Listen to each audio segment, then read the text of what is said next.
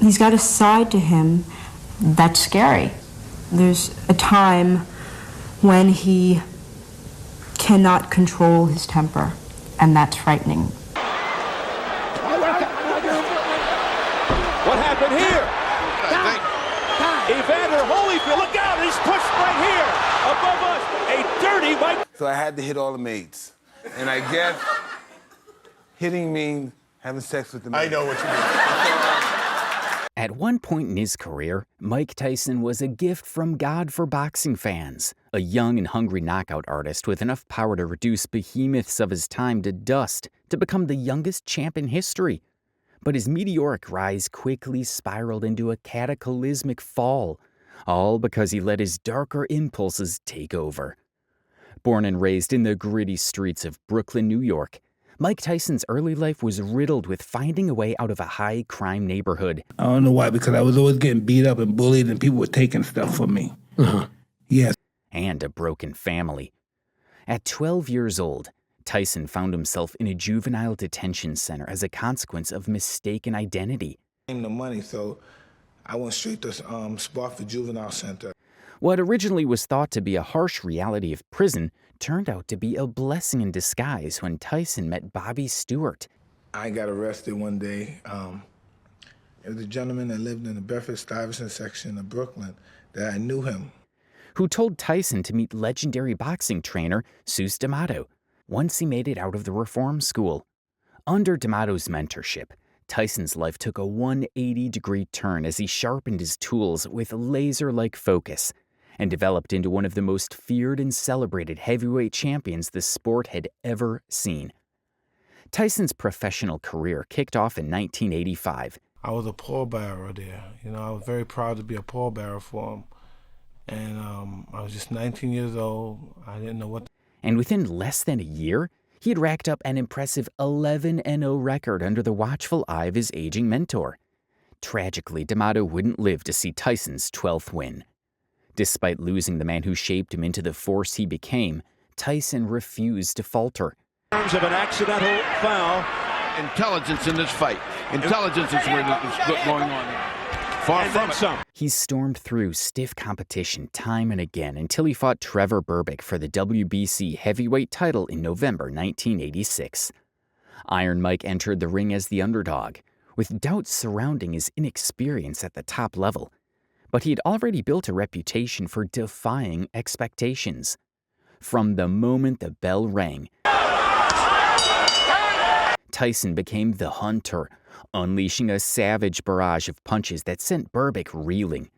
As the round wore on, Tyson's aggression reached a fever pitch. Berbick managed to stay upright. Tyson has him under control. Left hook right, watch for the uppercut, there it is!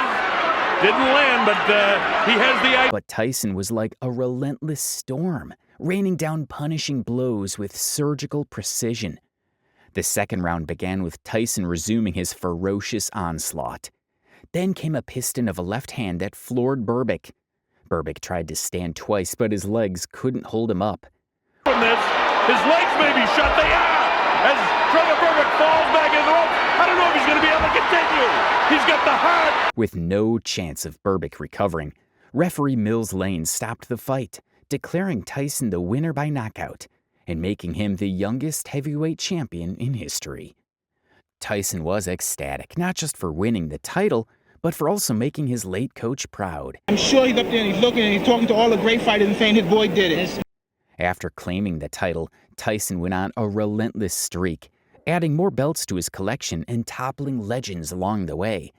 But somewhere down the line, his inner demons resurfaced. Now he backs off from a sharp right uppercut to the body by Tyson. Again, a double right hand to the body and the chin. Down goes Lorenzo Boy. The count is 5. The count is 6. And this time, there is no Seuss D'Amato to save him. In February 1988, Tyson married actress Robin Givens, hoping for a fresh and happy chapter in his life. But just 4 months later, his wife shocked the world by publicly accusing him of abuse. Despite the serious allegations against Tyson, Givens dismissed any thoughts of divorce. He's got a side to him that's scary.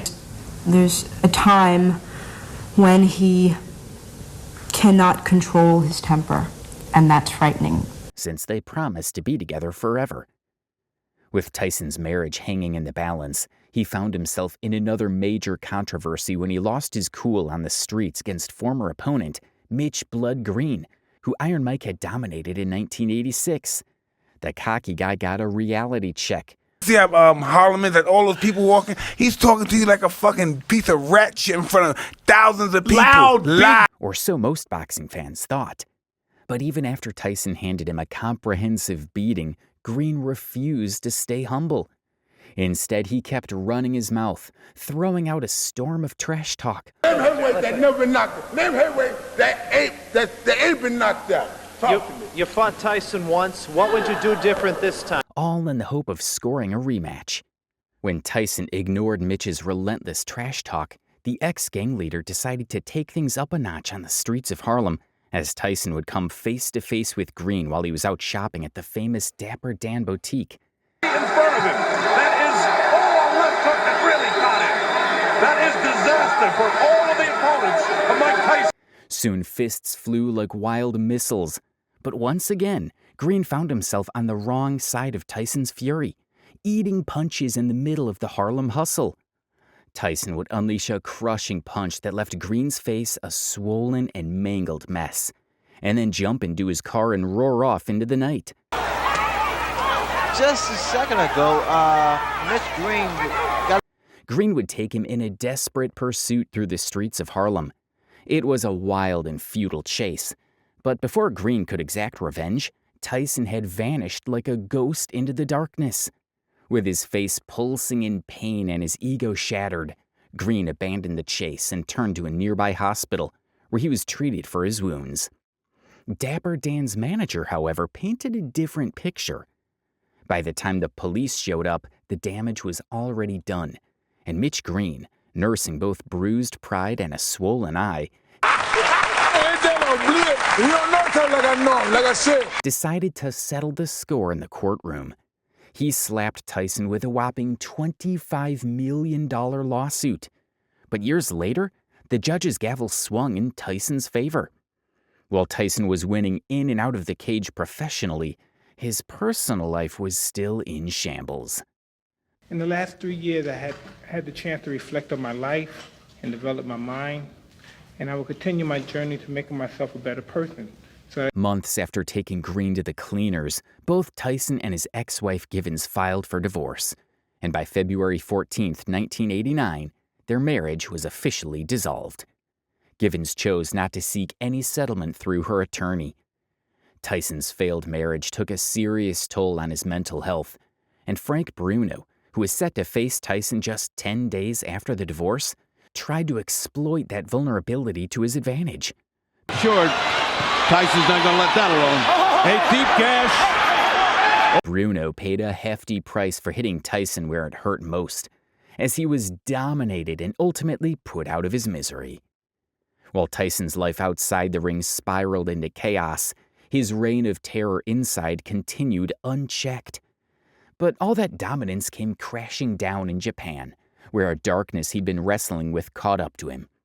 Heading into his WBA, WBC, and IBF undisputed title defense against Buster Douglas, Idea now that the adrenaline's pumping here in the 6th round. Mike has got to realize that he's behind seconds now. This is the 6th round. Tyson was a 42-1 favorite, with many expecting a one-sided annihilation. Tyson found himself spending more time getting tangled up in distractions, hitting maids instead of pads. Instead he goes to the body downstairs, catches him with the right hand upstairs. That costly lapse in focus came back to haunt Tyson when Douglas, like a phoenix rising from the ashes, sent the dominant champ to the dark lands in the 10th round. After the fight, Tyson claimed that Buster didn't beat his best version. Back together in the late portion here. Raising left hand, chopping right, misses. Uppercut landed by Mike Tyson. Despite Tyson's team scrambling to orchestrate a rematch, the stars never aligned, and instead he had to bulldoze through 4 contenders just to earn a title shot. But before he could even issue his challenge, Tyson found himself buried in the depths of a prison cell. In July 1991, the former heavyweight champion was arrested after Desiree Washington accused him of raping her in his hotel room at the Canterbury Hotel in Indianapolis. To 6 years in prison, being frisked and then let off in handcuffs with a smile on his face. Washington, a college student at Miss Black Rhode Island, was in town for the Miss Black America pageant. She had crossed paths with Tyson when he attended the rehearsal for the event. Tyson, after initially meeting Washington, invited her to dinner. Instead of taking her to dinner, Tyson allegedly took her back to his hotel room. The point was to keep him from thinking about the things that he should have been thinking about and this trial, where the assault allegedly took place. The case quickly became a media spectacle, and after a 2-week trial that gripped the world, Tyson was found guilty of rape in February 1992 and handed down a 10-year sentence, though the boxing phenom would only serve 3 years. When Tyson stepped back into the ring in the summer of 1995, to the head. Start to wear out as he does in all fights. If that's the case, that may be the only chance. And it's tired here is Tyson. The guy that looks worn is... Many of his opponents smelled blood in the water. They thought the old Tyson was weakened by his legal battles and time behind bars. But those who dared to talk trash quickly learned that underestimating a caged lion was a grave mistake. The first person to make that fatal error was Peter McNeely. Late portion in, grazing left hand that all night. Oh, that's a nice uppercut that time that drops Buster Douglas. Despite all that talk, McNeely couldn't even last a round with Tyson. Buster Mathis, too, talked the talk. But when it came to backing it up, he too was made to eat his words. Bruce Seldon didn't learn from McNeely and Mathis. And the monstrous heavyweight legend sent Seldon to the shadows as well to win the WBA heavyweight title. I'm Hurricane Peter McNeely from Medfield, Mass. On Saturday night, watch me kick Tyson's ass. In his first title defense, Tyson would lose for the second time against Evander Holyfield, and the two would battle in an immediate rematch, where Tyson would once again let his dark side take over. In their infamous 1997 rematch, Holyfield dominated the early rounds, even stunning Tyson with an overhand right. Looking for the Tyson who fought McNeely and Mathis. Here's a combination uppercut by Tyson. Tyson laying it on, pouring it. In the second round, however, an unintentional headbutt from Holyfield, which Tyson later argued was intentional, caused a large cut above Tyson's right eye. Tyson was frustrated by round 3 and launched a furious attack to end his foe. Swing and a miss with a straight right by under move by Tyson. Nice right hand by Mike. But he soon found himself in a clinch with Holyfield. There, Tyson bit Holyfield on his right ear, tearing off a piece of cartilage. Tyson's shocking actions in the ring led to his disqualification and a hefty $3 million fine that further deepened the hole in his already troubled finances. Can do something, and there's a left and a right, and that's all they wrote. That was a left hook, very similar to Joe Frazier. Tyson would cause more chaos by brawling Holyfield and his team. Tyson was also slapped a 12-month ban by Nevada State Athletic Commission, which also revoked his license. That was the last of Tyson at the top level, and though he fought until 2005 sporadically, he wasn't the beast he once used to be. That is not necessarily respectable. And both are backing up. That's not the strategy both have said. He talked about punching. He had lost his touch in the ring and was slowly losing his money too, due to bad decision-making and poor business handling. By 2003, Tyson had gone bankrupt. He'd also gone to jail a couple of times for drug abuse and DUI and was slowly falling apart until he decided to mend his ways. From 2007 onwards, Tyson, now older and wiser, went on a road to recovery, using his star power to get back into the financial game. Ugly, too. All right, stop. And make better use of the money he would earn. Today, Tyson stands as one of the greatest figures in combat sports, who not only dealt with adversity inside the cage, but also outside of it. Made his speed and his power. Tyson, and within seconds, Savarese is down on the... Yet he faced all his battles and sins like the champion he is. Where do you rank Mike Tyson among the greats of the game? Let us know your thoughts in the comments section below. If you liked the video, please subscribe to our channel and turn on those notifications. Thanks for watching, and we'll see you in the next one.